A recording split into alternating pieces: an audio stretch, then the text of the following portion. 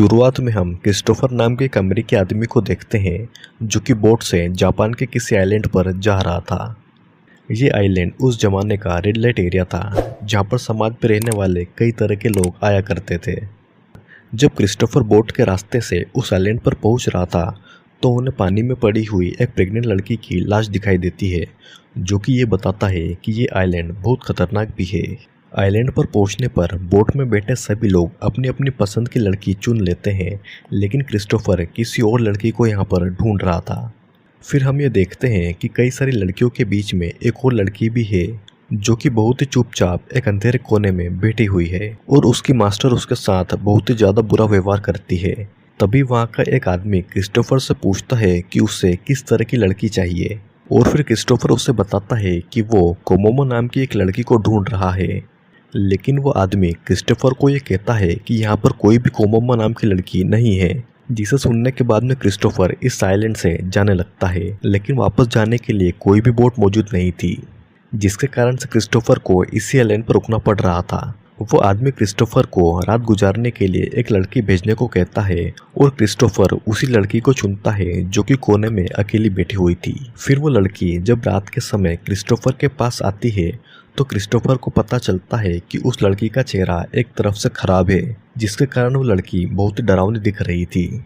वो लड़की क्रिस्टोफर से बातें करती है और उससे पूछती है कि उसके यहाँ पर आने का क्या कारण है, जिस पर क्रिस्टोफर उस लड़की को ये बताता है कि वो यहाँ पर कुछ समय पहले आया था। फिर उसकी मुलाकात इस आइलैंड पर कोमोमो नाम की लड़की से हुई थी जो कि बहुत ही खूबसूरत थी और क्रिस्टोफर ने उसे ये वादा किया था कि जब वो अगली बार यहाँ पर आएगा तो वो उससे यहाँ से लेकर जाएगा और उससे शादी भी करेगा।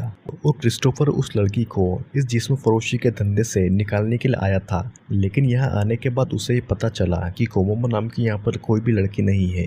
क्रिस्टोफर की इस बात को सुनने के बाद में वो खराब चेहरे वाली लड़की क्रिस्टोफर से कहती है कि उसे कोमोमो के बारे में पता है।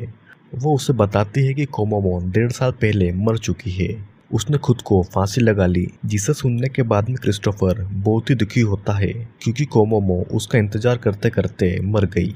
और उस लड़की को ये पता चलता है कि क्रिस्टोफर वही है जिसके बारे में कोमोमो उससे बात किया करती थी। फिर क्रिस्टोफर उस लड़की से ये जानने की कोशिश करता है कि कोमोमो ने खुद को फांसी क्यों लगाई, जिसके जवाब में वो लड़की क्रिस्टोफर से कुछ नहीं कहती और उससे शांत करने की कोशिश करती है और उससे ये कहती है कि होनी को कोई नहीं टाल सकता। वो क्रिस्टोफर को शांत करके उसे आराम से सुलाकर उसे खुद की कहानी सुनाती है। वो क्रिस्टोफर को ये बताती है कि उसके माँ बाप बहुत ही ज़्यादा गरीब थे। उसके पिता को फेफड़े की गंभीर बीमारी थी और उसकी माँ एक दाई थी जो कि गांव में रहने वाली औरतों का अबॉर्शन किया करती थी। जब वो लड़की पैदा हुई तो उसके माँ बाप की हालत और ज़्यादा खराब हो गई।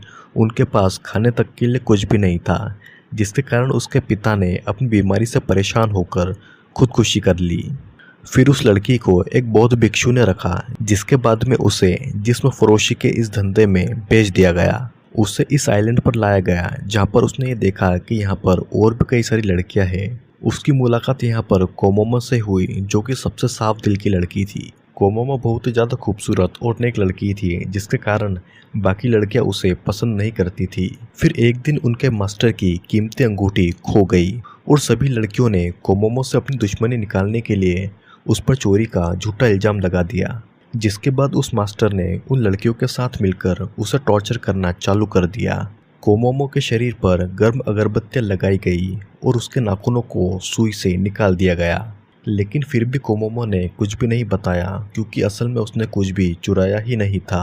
उसकी उंगलियों के सभी नाखूनों को एक एक करके निकाल दिया गया और उसकी उंगलियों में सुइयां घुसा दी गई, जिसके बाद में उसके मुंह में और उसके मसूड़ों पर भी सुइयां घुसाई गई। उसे बहुत ही ज़्यादा टॉर्चर किया गया, जिसके बाद में उसे एक पैर पर उल्टा लटका कर टॉर्चर किया गया।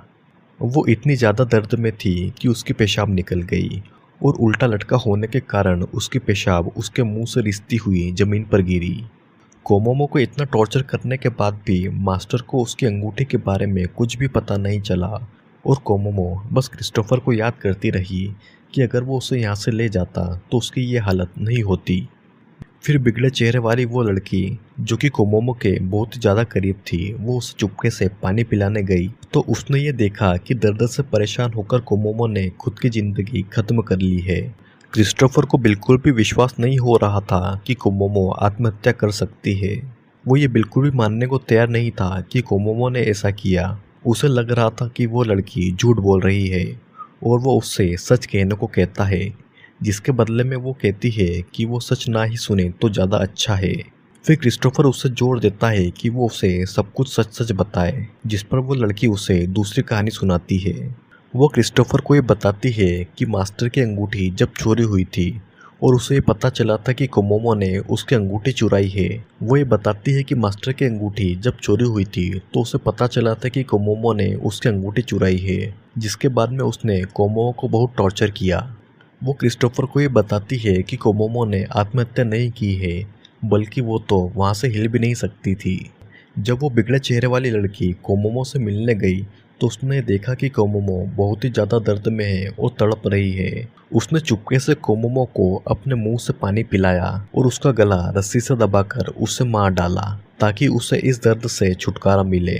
वो भले ही नर्क में जाएगी, लेकिन कोमोमो को स्वर्ग मिलेगा। इस लड़की की ये कहानी सुनने के बाद में क्रिस्टोफर उस पर बहुत ज़्यादा गुस्सा होता है, इतना कि वो उस पर थूक देता है। जिस पर वो लड़की क्रिस्टोफर से कहती है कि उसने कोमोमो के अच्छे के लिए ही ये सब किया, लेकिन फिर भी क्रिस्टोफर ये मानने को तैयार नहीं था कि कोमोमो मर चुकी है और वो लगातार उस लड़की से बहस किए जा रहा था। फिर तभी अचानक उसे उस लड़की के सिर में से एक अजीब सी आवाज़ आती है, जो कि उस लड़की को सच कहने को कह रही थी। जिसके बाद में वो लड़की बहुत ही अजीब तरह से बिहेव करती है और फिर क्रिस्टोफर को एक और कहानी सुनाती है, जिसमें वो ये बताती है कि उसके माँ बाप बहुत ही ज़्यादा गरीब थे। वो इतने गरीब थे कि भीख मांगकर अपना गुजारा करते थे। उनके पास में रहने के लिए अपना घर तक नहीं था। फिर वो एक गांव में पहुंचे जहां पर उसकी माँ ने दाई का काम करना चालू कर दिया और ऐसी औरतों के बच्चों को गिरवाने लगी जिन्हें उनका बच्चा नहीं चाहिए था। उसके पिता बहुत ही ज़्यादा शराब पीते थे और उसकी माँ को अक्सर पीटा करते थे। फिर जब उसका जन्म हुआ तो उसकी माँ ने उसे ठीक उसी तरह से नदी में बहा दिया जिस तरह से वो बाकी सभी बच्चे को बहाया करती थी। लेकिन वो छोटी सी बच्ची 2 दिन तक जिंदा रही और उसकी माँ को एक पेड़ में अटकी हुई मिली, जिसके बाद उसने उस बच्ची को पालने का फैसला किया। वो बच्ची उसकी माँ की मदद करती थी और बच्चों को नदी में बहाकर आती थी। उसके परिवार की गरीबी के कारण एक बौद्ध भिक्षु ने उसे फिजिकली अब्यूज़ किया और उसके खुद के पिता ने भी उसके साथ में बहुत ही गंदी हरकत की, जिसके कारण उस लड़की ने अपने ही पिता को अंधेरे में मार डाला। वो लड़की क्रिस्टोफर को अपनी कहानी बता ही रही थी कि तभी अचानक वो अजीब से बिहेव करने लगती है। उसके सिर में से एक हाथ बाहर आने लगता है जिसकी आंखें और मुंह दोनों था। उसके मुंह से वही अंगूठी निकलती है जिसे चुराने का इल्ज़ाम कोमोमो पर लगाया गया था। क्रिस्टोफर इस अजीब से हाथ को देखकर बहुत ही ज़्यादा डर जाता है कि आखिरकार ये लड़की क्या है। जिसके बाद वो लड़की क्रिस्टोफर को ये बताती है कि ये उसकी जुड़वा बहन है, जो कि हमेशा उसके शरीर से जुड़ी हुई रहती है और इसकी इस जुड़वा बहन के बारे में उसके अलावा सिर्फ उसकी माँ को पता था। उसके सिर से जुड़ी ये जुड़वा बहन हमेशा उससे बातें करती थी और उसने ही उसके पिता को मारने के लिए कहा। उसकी ये शैतान बहन कीमती चीज़ों को पसंद करती थी और उसी ने उसके मास्टर की अंगूठी को चुराकर चोरी का इल्ज़ाम कोमोमो पर लगाने को कहा। उसने ही उसे कोमोमो को मारने के लिए कहा क्योंकि वो कोमोमो को बिल्कुल भी पसंद नहीं करती थी। क्रिस्टोफर ने उस लड़की को ये बताया था कि उसे कोमोमो में अपनी छोटी बहन दिखाई देती है और इसी बात को लेकर वो शैतानी इविल लड़की क्रिस्टोफर को अपनी बहन का दृश्य दिखाती है, जो कि क्रिस्टोफर की ही वजह से मारी गई थी। फिर क्रिस्टोफर उस इविल लड़की से परेशान हो जाता है और अपनी गन से उस पर फायर करता है, जिससे वो मरती नहीं है बल्कि वो कोमोमो में बदल जाती है। जिसके बाद में वो कोमोमो पर भी गोली चलाता है और इस बार कोमोमो उससे कहती है कि उसने उसका इंतजार किया और वो उसी समय मर जाती है। फिर सीन कट होता है और हम देखते हैं कि क्रिस्टोफर जापान की ही जेल में है, जहां पर जेलर उसे खाना और पानी देकर चला जाता है। उस पानी की बाल्टी के अंदर क्रिस्टोफर को एक बच्चे का भ्रूण दिखता है, जिसे वो अपने बच्चे के जैसे लोरी सुनाता है, क्योंकि अब क्रिस्टोफर पागल हो चुका था और वो उस बाल्टी को लोरी सुनाता सुनाता सो जाता है। और फिर हम ये देखते हैं कि कोमोमो और क्रिस्टोफर की छोटी बहन उसके पास में ही खड़ी है, जिसके बाद में ये कहानी यहीं पर ख़त्म हो जाती है। तो दोस्तों, आप ये समझ ही चुके होंगे कि स्टोरी में जो भी चल रहा था वो बिल्कुल भी नॉर्मल नहीं था। क्रिस्टोफर एक अमेरिकी आदमी था जो कि जापान के एक आइलैंड पर अपने खोए हुए प्यार को लेने आया था। लेकिन उस आइलैंड पर पहुंचने के बाद में उसे ये पता चलता है कि वहाँ पर कोई भी कोमोमो नाम की लड़की नहीं थी।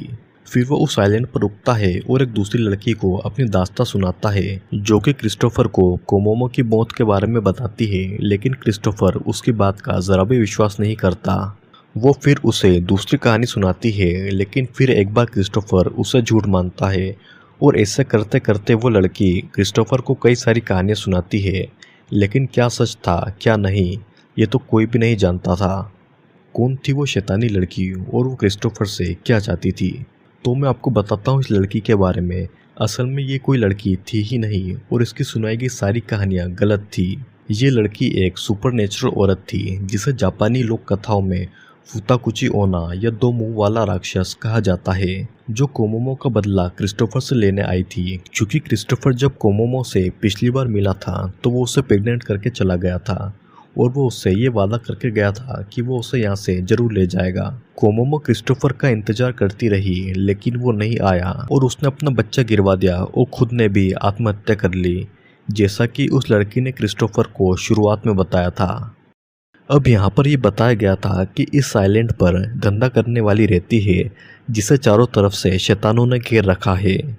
और जब क्रिस्टोफर यहाँ पर वापस आया तो सारी चीज़ें कुछ इस तरह से हुई कि कोमोमो का कातिल क्रिस्टोफर को बना दिया गया, जिसकी सज़ा उसे मिल गई। और वो लड़की थी ही नहीं जो कि क्रिस्टोफर को मिली थी और जिसने उसे सारी कहानियाँ सुनाई थी। तो दोस्तों आज की वीडियो में सिर्फ इतना ही। अगर आपको वीडियो अच्छा लगा हो तो लाइक ज़रूर करें और अगर आप ये चाहते हैं कि मैं मास्टर ऑफ हॉरर सीरीज़ के और भी वीडियोस बनाऊं तो मुझे कमेंट में ज़रूर बताएं और वीडियो को ज़्यादा से ज़्यादा लाइक करें ताकि मुझे पता चले कि आगे भी और